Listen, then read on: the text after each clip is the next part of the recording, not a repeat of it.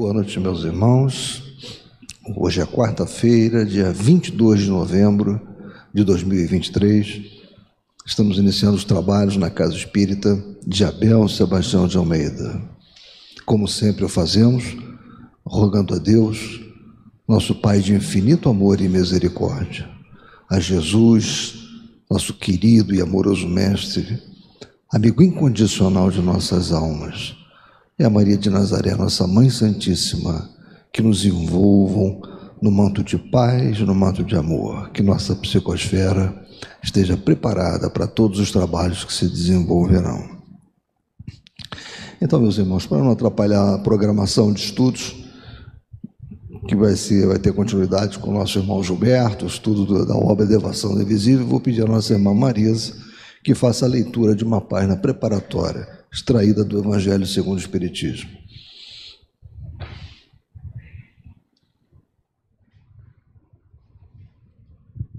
Boa noite.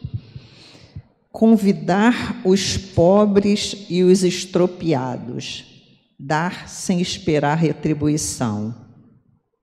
Disse também àquele que o convidara: quando derdes um jantar ou uma ceia, não convideis nem os vossos amigos, nem os vossos irmãos, nem os vossos parentes, nem os vossos vizinhos que forem ricos, para que em seguida não vos convidem a seu turno e assim retribuam o que de vós receberam.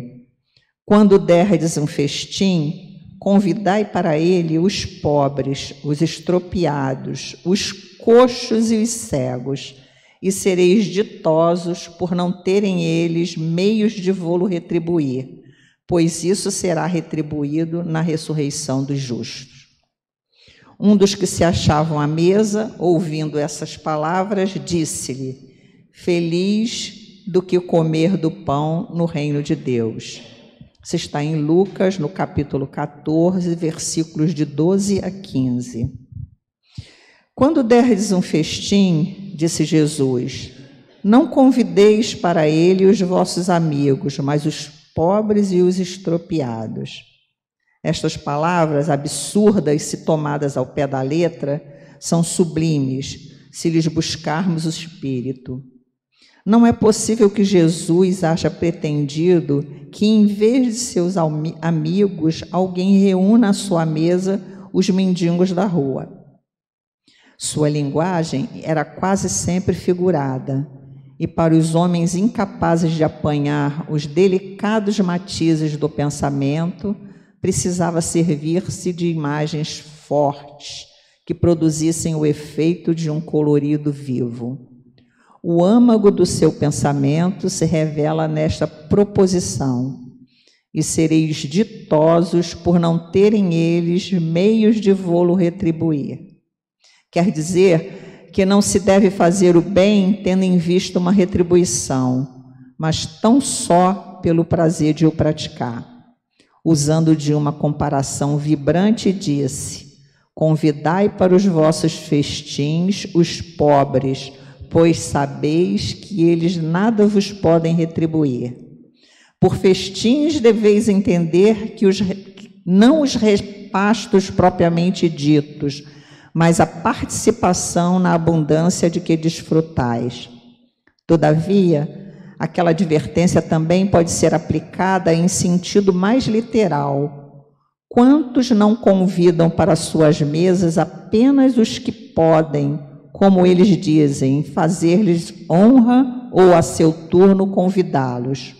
Outros, ao contrário, encontram satisfação em receber os parentes e amigos menos felizes. Ora, quem não os conta entre os seus? Dessa forma, grande serviço às vezes se lhes presta sem que o pareça.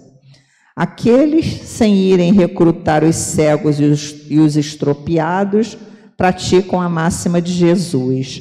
Se o fazem por benevolência, sem ostentação, e sabem dissimular o benefício por meio de uma sincera cordialidade. Isso aí. Complementando o estudo da nossa amiga ali na segunda-feira, né, Aleuda? Foi fantástico, né? Bom estudo para nós todos. Obrigado. Bem, meus irmãos, dando continuidade aos nossos trabalhos, vamos prestar a máxima atenção ao nosso irmão Gilberto Mesquita, que vai nos trazer importantes informações sobre essa obra que está nos ajudando muito a pensar e refletir sobre a mediunidade, Devassando o Invisível. Que ele seja muito inspirado nessa noite.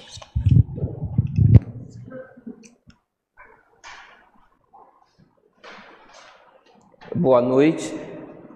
Vamos continuar, né? O que a gente começou tem 2 semanas, porque quarta-feira passada foi feriado, né? Então, só para a gente revisar, né? Esse capítulo fala sobre a capacidade da Ivone em mediunicamente, né? Receber romances mediúnicos, né? E a gente viu na outra semana que a gente estava estudando a parte desse capítulo, o trabalho que ela fez de escrever alguns romances com Bezerra de Menezes, né? Então a gente viu os romances Tragédia de Santa Maria, Nas Telas do Infinito e Dramas da Obsessão.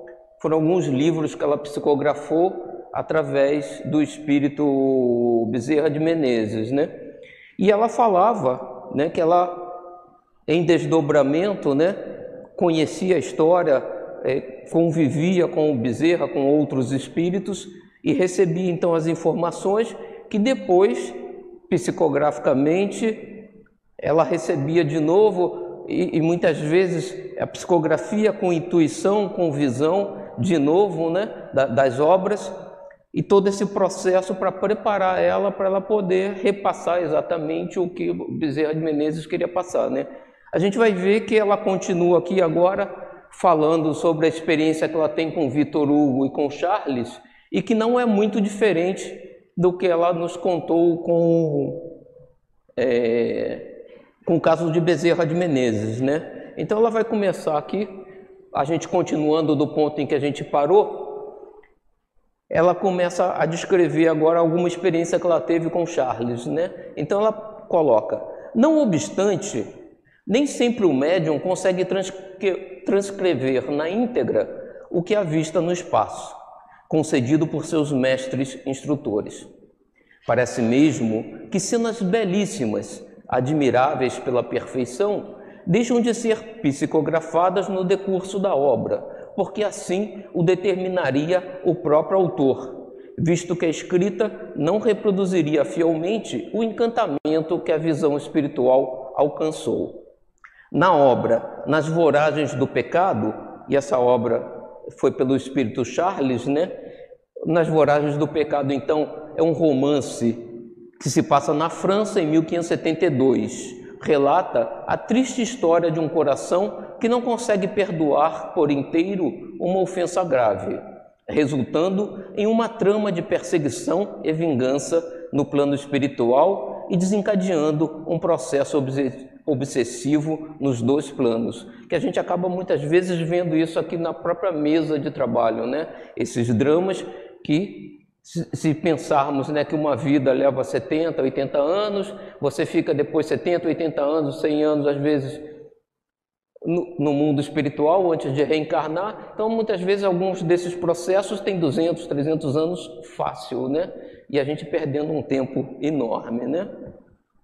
E ela diz: na obra Nas Voragens do Pecado, por exemplo, a entidade Charles, espírito que sabemos ser o de um completo artista, e que Nola havia mostrado magistralmente durante um arrebatamento do nosso espírito por ele mesmo provocado, deixou de escrever uma cena das mais belas que nos fora dado a apreciar na ocasião precisa. Então, a gente está vendo pela história, né?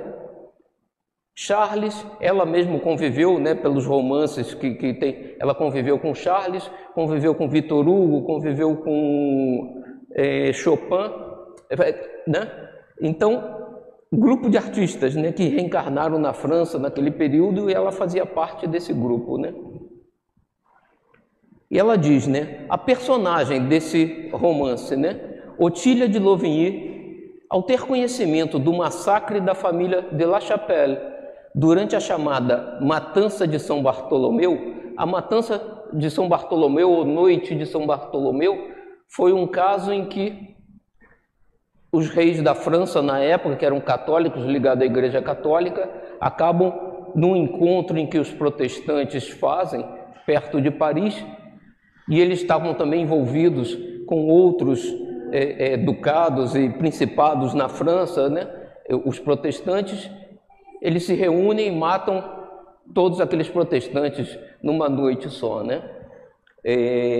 Eliminando, vamos dizer assim, né, a ameaça protestante, não só para a igreja, mas também para os reis da França, né? E ela diz, na Matança de São Bartolomeu, na qual sucumbira seu noivo, Carlos Felipe. Então essa personagem tem acessos de loucura verdadeiramente patéticos, emocionantes.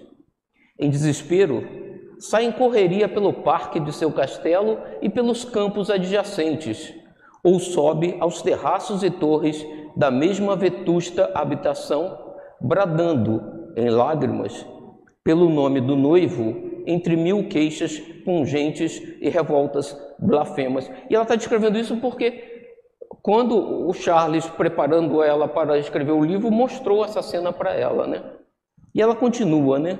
O jogo de luzes que envolviam essas cenas, as nuances do luar e do crepúsculo da tarde, os claros e as sombras que tudo adornavam e embelezavam, entre tonalidades azuis e rosa, que se mesclavam ao infinito, a suavidade da coloração, as harmonias dos sons que repetiam seus lamentos em ecos impressionantes pela vastidão local, e onde até o canto das cotovias se deixava ouvir, eram de uma perfeição e beleza tais que acreditamos, nem mesmo o cinematógrafo, o cinema, que muito se assemelha a essas criações do invisível, conseguiria reproduzir na íntegra. E lembremos que o cinematógrafo, na época, né, ela escreveu esse livro em 60 e poucos, né? Era o que você tinha, porque a televisão era preta e branca, né? Tela pequena. Então, o cinema realmente que era cores, tela grande, né? Então, é o que ela diz, é o que mais se aproxima da visão que ela teve, né? No entanto, tal cena, das mais patéticas e belas de toda a obra, não foi dada à psicografia, quando o autor da mesma voltou para escrevê-la. Em vão esperamos a sua transcrição. Então ela já tinha vivido essas cenas, e na hora de escrever o livro, ele não ditou essa passagem, né? O impulso vibratório da psicografia não a delineou.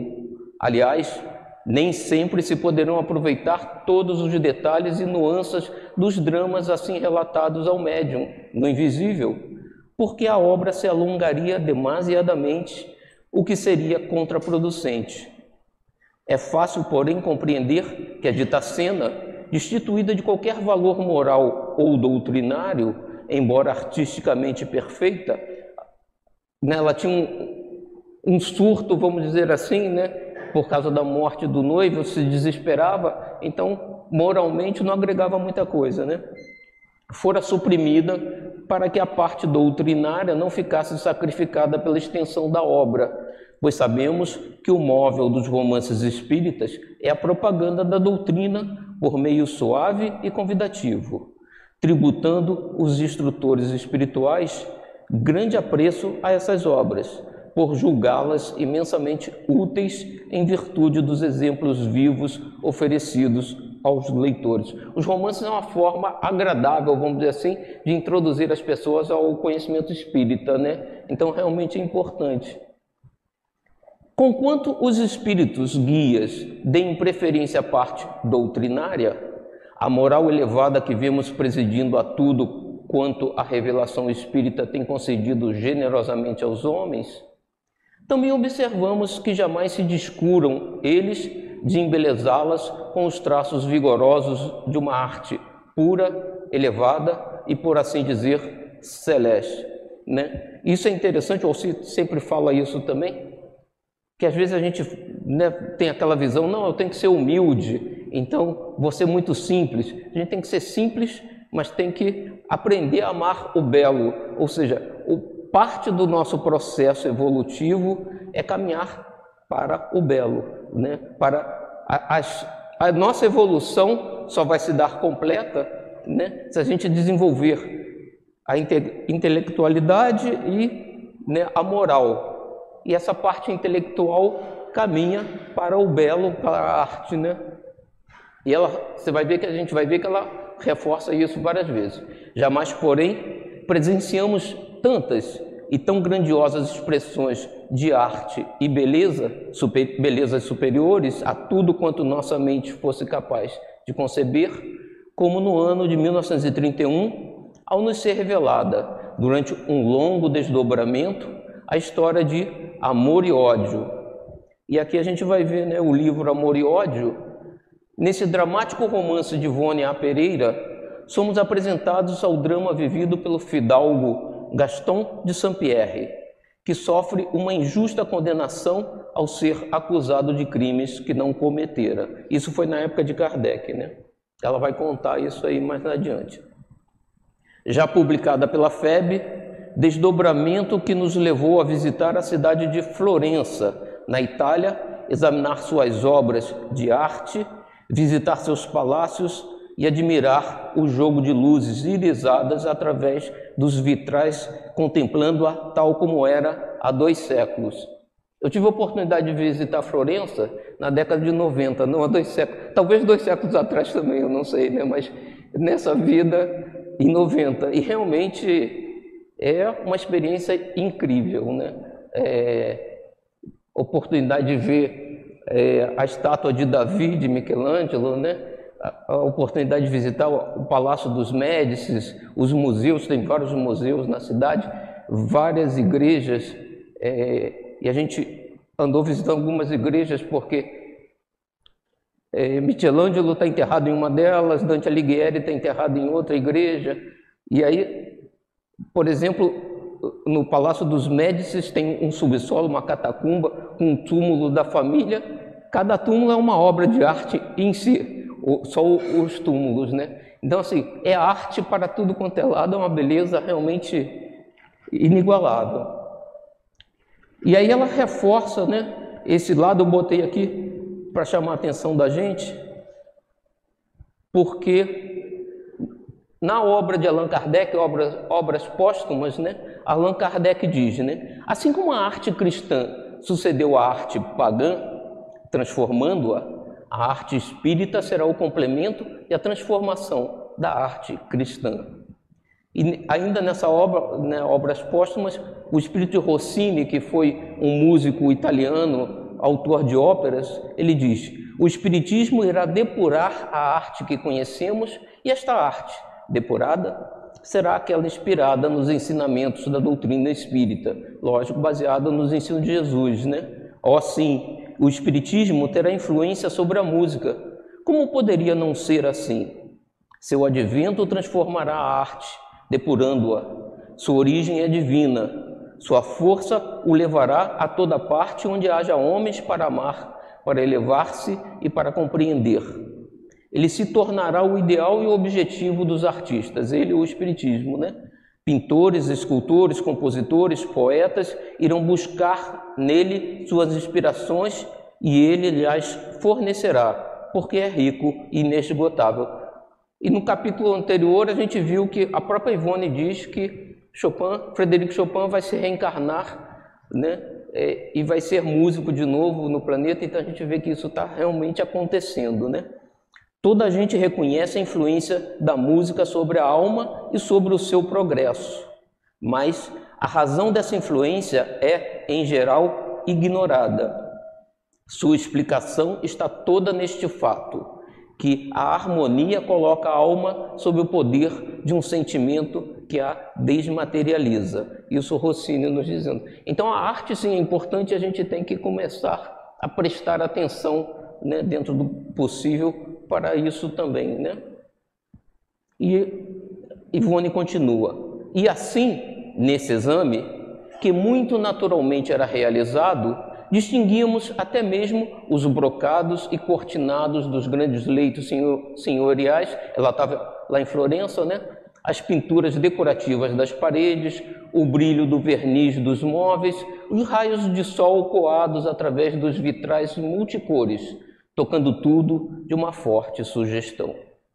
Na noite de 30 de junho de 1931, o espírito coautor da dita obra, isto é, Charles, isso eu tinha comentado na outra semana, que nessa obra a gente vai ver aqui mais adiante, Victor Hugo leva ela a conhecer a história e reviver os fatos, e Charles é quem psicografa, né? Então é uma obra com dois autores, né? Arrebatou-nos em espírito, levando-nos consigo para uma região que supomos dedicada à arte, no mundo invisível. Concluímos que as regiões espirituais mais achegadas à Terra sejam azuis, com nuances brancas radiosas, pois são as cores que mais frequentemente divisamos nos ambientes invisíveis felizes que temos visitado. Acreditamos mesmo tratar-se de um estado, de uma modificação do fluido invisível, trabalhando pela vontade dos obreiros espirituais, e que a própria Terra nele se encontre mergulhada, o planeta azul, né? É certo que, o certo é que, arrebatada pela entidade protetora, bem cedo nos reconhecemos pairando em local florido, espécie de parque ou jardim, artisticamente delineado, verdadeiro cenário celeste, onde nenhum traço de beleza faltava, percebendo-se até mesmo a melodia de pássaros e 1000 cativantes perfumes de flores. Então, a beleza nesses locais que ela visita é sempre um fato existente, né? Todo o conjunto se esbatia de um como luar azul matizado, lembrando os coloridos de Rembrandt, isto é, partindo de tons mais fortes, como sombreados, para decrescerem de coloração gradativamente até o branco cintilante, pois essas nuances são luminosas, como neblinas que se iluminassem por lampadários inteligentes, caprichosos. Nessa encantadora estância encontravam-se Victor Hugo e Frédéric Chopin. E aí tem uma nota aqui, que eu botei aqui embaixo, né, que ela diz, nota do médium: é possível que o nosso espírito não atingisse realmente esta região, e sim contemplasse por quadros à distância. E aí eu boto um comentário aqui, né, que a gente viu na outra aula, letargia, né, porque ela dizia, a gente avaliou, né, de acordo com o André Luiz, as diversas possibilidades, né, do transe, né, mediúnico. Tão sugestivos e intensos esses quadros, espécie de nossa televisão muito aperfeiçoada, naquela época a televisão era preto e branco, né? Que o médium mantém a impressão de que realmente está presente em tudo que vê. E aí eu coloquei a página da apresentação da outra semana, porque exatamente dizia, né? Existem, o André Luiz coloca, né, praticamente 4 estágios, né, da hipnose que leva ao desdobramento, né? A hipnose propriamente dita, a letargia, a catalepsia e o sonambulismo. E aí diz que no primeiro facultam o sono comum, obscurecendo os núcleos de controle do espírito nos diversos departamentos cerebrais. Mas o espírito não se afasta totalmente do corpo, né? Nos 2 segundos, na catalepsia e no sonambulismo provocado, as oscilações mentais dos hipnotizados a reagirem sobre os mesmos determinam o desprendimento parcial ou total do perispírito ou psicossoma. Então a gente vê que ela está descrevendo que ela se sentia lá presente, mas na verdade ela estava vendo numa tela localmente. Então esse seria um processo de letargia, não de sonambulismo. No sonambulismo ela se desprende e realmente vai ao local, né?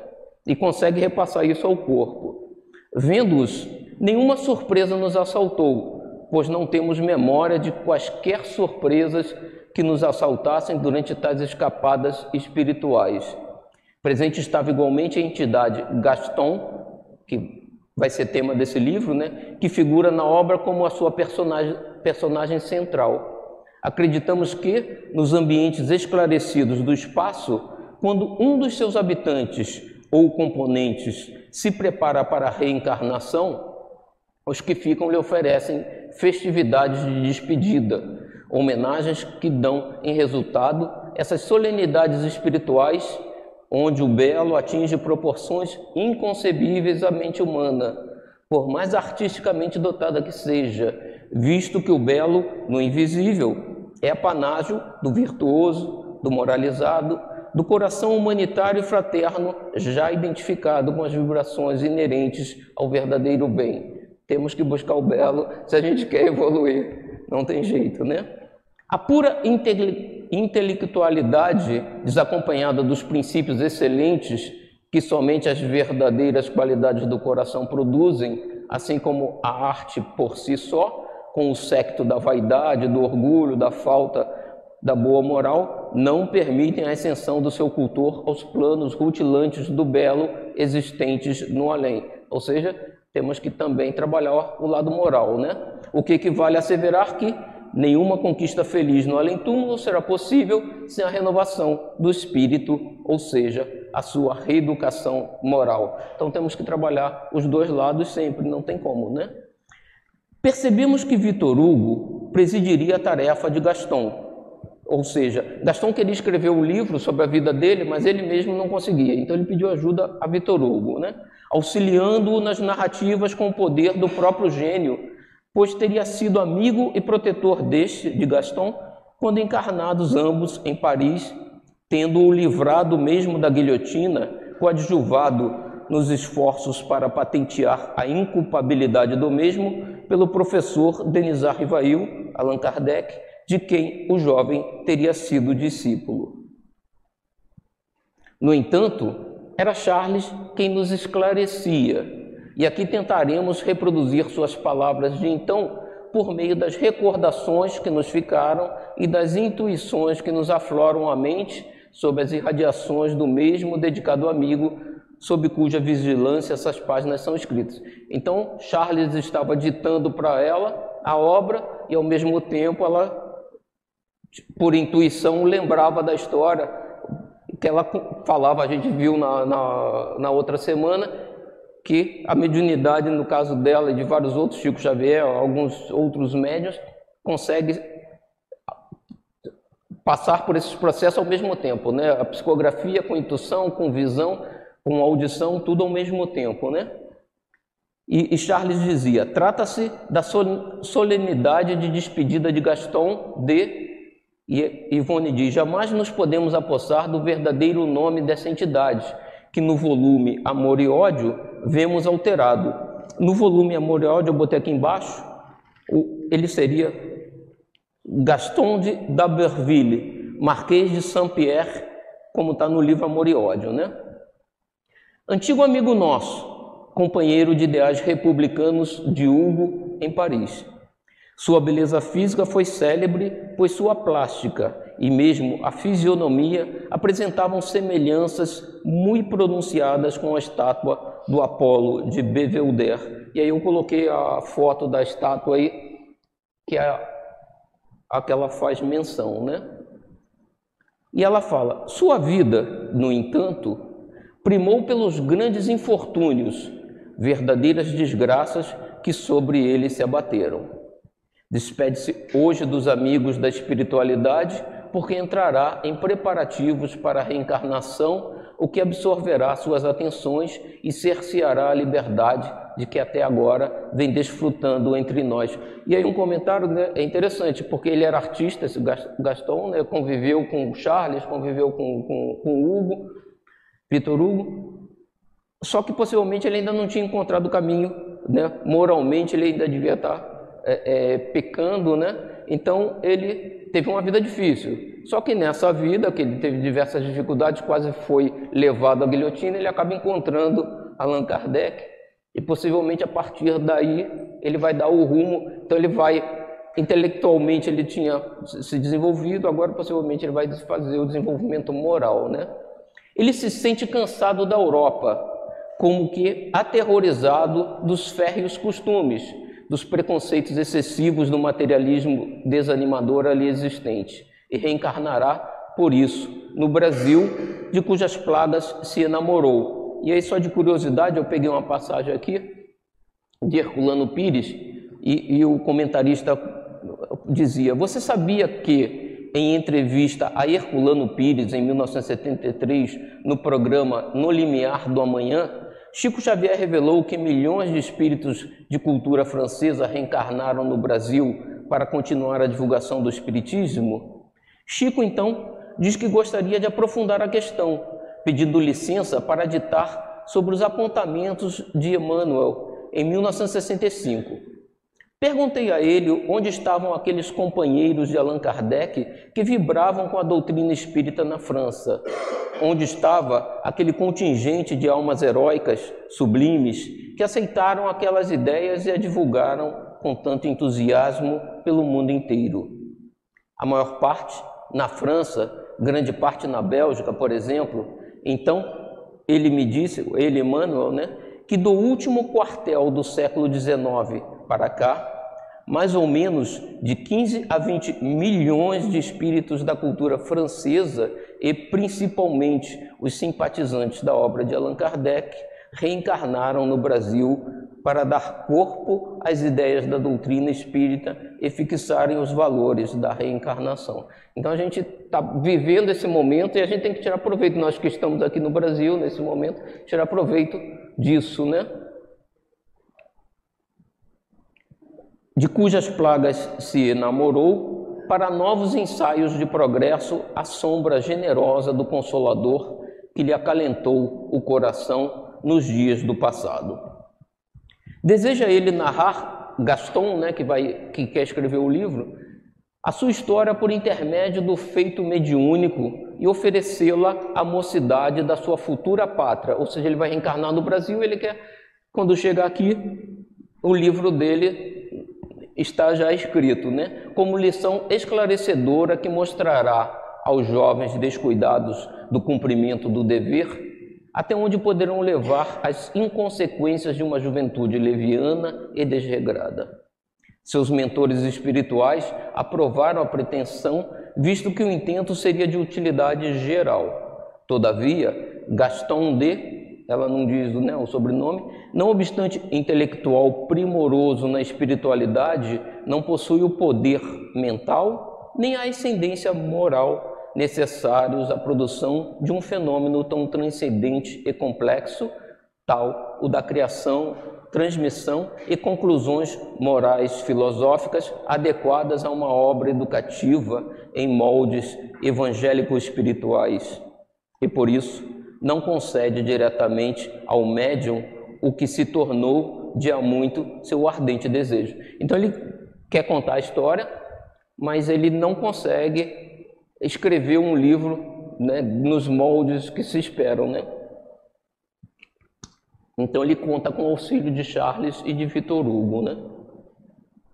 Victor Hugo, de quem ele foi grande admirador e amigo, prontificou-se a auxiliá-lo no tentame, pois Hugo possui todos os requisitos exigidos na espiritualidade para a exposição e posterior ditado de uma obra dentro desses moldes. Frédéric Chopin, alma sensível e bondosa, não conheceu pessoalmente Gaston sobre a terra, não obstante haver sido este, até hoje, um dos melhores intérpretes de sua música. Porém, afeiçoou-se a ele no espaço, visto que Gaston fora admirador sincero de seu gênio. Assim sendo, colabora aqui no momento com a sua arte para homenagear o amigo que se despede. Então, além de estarem preparando o livro, envolvendo a Ivone para conhecer a história, eles estavam fazendo uma festa de despedida para o Gaston, que ia reencarnar, como a gente se despede dos nossos quando vão viajar ou quando partem, Quanto a mim, Charles, que milito de preferência na terra, incumbido, mercê de dedicados deveres, de procurar um cérebro mediúnico espírita para as necessárias experiências, pois a presente reunião é composta de entidades convictamente espíritas. Arrastei-te até aqui, Ivone, levou a Ivone até lá, visto ser esse o meu dever, como teu assistente espiritual que sou. Entretanto, Para o ditado que se verificará nesse momento, precisará o médium ter conhecido a França e lá vivido pela época a que o assunto se reporta. E isso, ela viveu na França, então ela tem lembranças, mas ainda assim eles repassam com ela a história toda, os locais, levam ela aos locais para que ela tenha tudo isso em mente na hora em que a psicografia se faz, né? O médium ter conhecido a França e lá vivido a época que o assunto se reporta. Precisará igualmente ter vivido na Itália, particularmente em Florença, por ocasião de um episódio ali desenrolado, assim como precisará ter conhecido a aristocracia de uma forma ou de outra, através das reencarnações, pois que, a não ser assim, dificilmente encontraríamos em seus arquivos mentais ou subconsciência elementos para positivarmos o que irá ser narrado. Falo-te particularizando uma obra a ser modelada, né? Então está falando sobre essa obra Amor e Ódio, né? o Charles, mas ele diz: no entanto, os informes que te forneço são a regra geral para os demais labores dessa espécie. Então, mais ou menos, ele está mostrando o que precisa o médium e os espíritos que o assessoram, né, preparar para passar um romance desse tipo, né? É todo um trabalho prévio. Ela muitas vezes tinha essas visões, né? Ela fala que isso foi na noite de 1931, e se a gente for olhar quando é que o livro foi editado, muitas vezes é 20 anos depois, 15 anos depois. Então é um processo longo, né? Tanto para ela quanto para os espíritos que estão envolvidos, né? E aqui nesse caso tinha o próprio Gaston, que queria contar a história, tem o Victor Hugo e o Charles, ou seja, é uma equipe de trabalho no espaço, mas a Ivone, para poder, ao final das contas, ter esse livro publicado, né? E ele foi publicado, né? Além disso, a parte doutrinária evangélico espírita, sendo o móvel de uma obra literária mediúnica, deverá ser assaz cuidada, e ao médium será, pois, indispensável possuir conhecimentos de tais matérias, a fim de tornar possível acionarmos sua mente à nossa vontade através do mecanismo das vibrações, das sugestões e etc. Ou seja, o médium precisa estudar muito também o espiritismo, né? Como vês, o ditado de um romance, de qualquer obra mediúnica, é trabalho fatigante e penoso para os doadores do além, né? A gente vê muito o trabalho do médium, mas é trabalhoso também para a equipe espiritual, né? Razão pela qual insistiremos em aconselhar aos médiuns, em geral, incansáveis esforços em prol da aquisição dos conhecimentos da causa em que elaboram, caso se interessem realmente pelos ideais em apreço. E aqui ela está falando de escrever um livro, né? Mas Chico Xavier também escrevia livros de romances, mas ele escrevia livros de contos, ou seja, existem uma série de possibilidades de obras que a gente vai pensar assim: ah, não, mas a Ivone escreveu um romance, ela tem um conhecimento que eu não tenho, eu não posso fazer isso. Mas existem diversas modalidades, né, que a gente pode se incluir, né? Existem diversos livros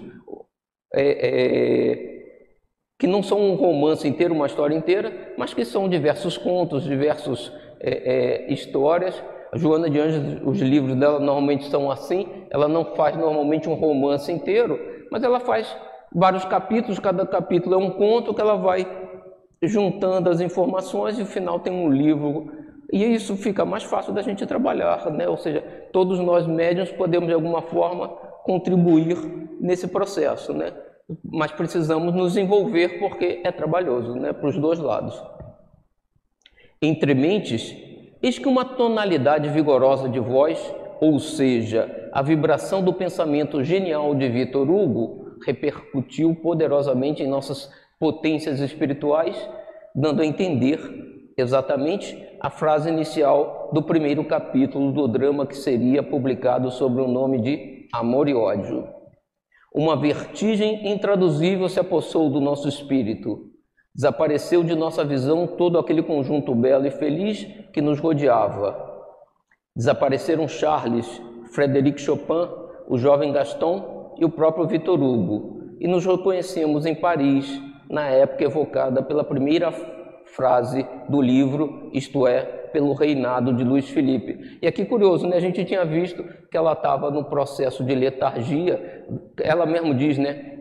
É como se eu não estivesse lá, eu estava vendo por uma televisão, né? E ela diz, daqui a pouco eu ouço a voz de Victor Hugo e tudo aquilo desaparece da minha visão, aquela televisão, aquelas imagens, e eu me vejo em Paris. E aí sim, ela é desdobrada e levada agora, né? Num processo sonambúlico para vivenciar o que Victor Hugo vai apresentar para ela, né? Desenrolou-se então a história sob o irresistível influxo do grande Hugo, que a narrou, né? E cuja voz ouvíamos sempre, forte e dominadora, sem todavia vê-lo. Sua palavra, portanto, tornou-se vida, cenas, fatos, drama, sequência admirável de uma realidade incontestável. Nós nos víamos presentes em todas as cenas, quais espectadores mudos do imenso drama, sem, contudo, perder nossa atual personalidade. É curioso porque ela se via como Ivone, porque algumas desse tempo que ela está vendo e desses locais, ela também viveu outra encarnação, né? Mas ela não via como aquela encarnação que ela tinha vivido lá, ela se via como Ivone, espectadora, né? Como se estivesse vendo um filme, né? Participando dele, né? Perder a nossa personalidade. Sentíamos, porém, ecoando em nossas sensibilidades, as emoções e impressões que as personagens deveriam viver, permanecendo as mesmas emoções como que impressas em nosso ser, incomodando-nos mesmo, afligindo-nos, até que a obra fosse escrita e terminada. Então ela vivenciava, né? Ela via como um filme e ela passava a viver aquela situação, né? E era isso que preparava ela para, na hora da psicografia, ela poder escrever fielmente, né? O que o Charles ia dizer, né? Peraí. Alcir, precisa sim, senão de casa não ouve. Aí, ó. Pronto, é aquilo realmente que com Chico Xavier ocorreu no romance Há 2000 anos, que ele foi levado por Emmanuel antes de escrever a Roma Antiga, com todas aquelas dificuldades, uma situação tensa, perigosíssima, e aí ele bebeu. Para escrever depois seria muito mais fácil, né? Tava exatamente sempre assim, né, o Gilberto? Então, é o que o Charles dizia ali no início, né? Estava contando para ela o procedimento que ia ocorrer para esse livro Amor e Ódio, mas isso vale para todos, né? Você desligou aí? Acho que não.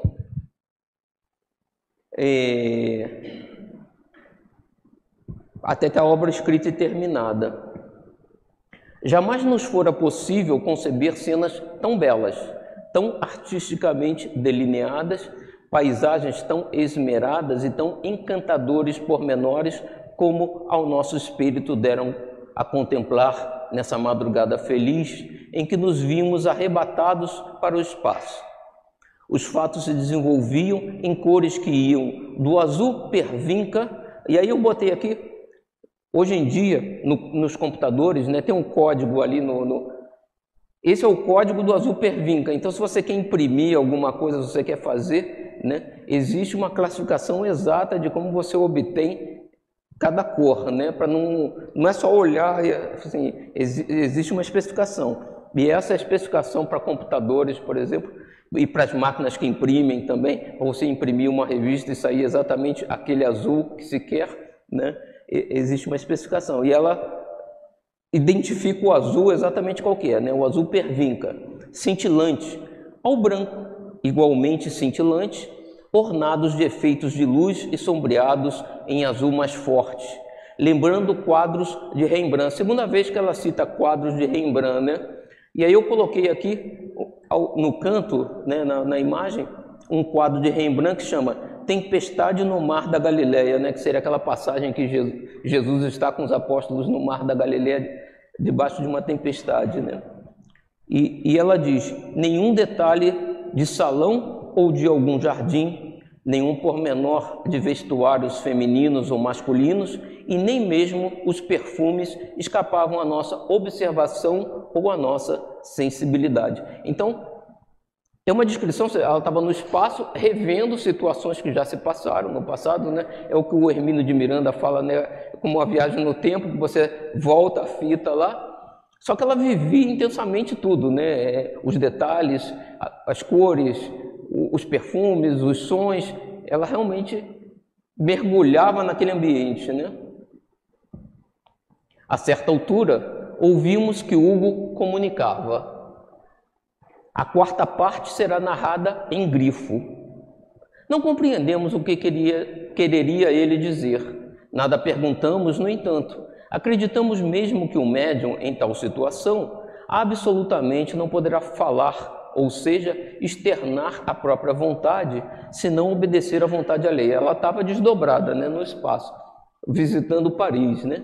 Pensávamos, porém, e meditamos em que o grifo é um sinal na escrita manual ou tipográfica, um tipo de letra de imprensa diferente dos demais caracteres em que o texto de uma obra foi impresso, embora os dicionários expliquem tratar-se também de um enigma, de algo embaraçado ou ambíguo. Dentro em pouco, no entanto, era realmente exposta a quarta parte do livro, exatamente o trecho iniciado em Florença e terminado em Paris, pelos albores do século XVIII.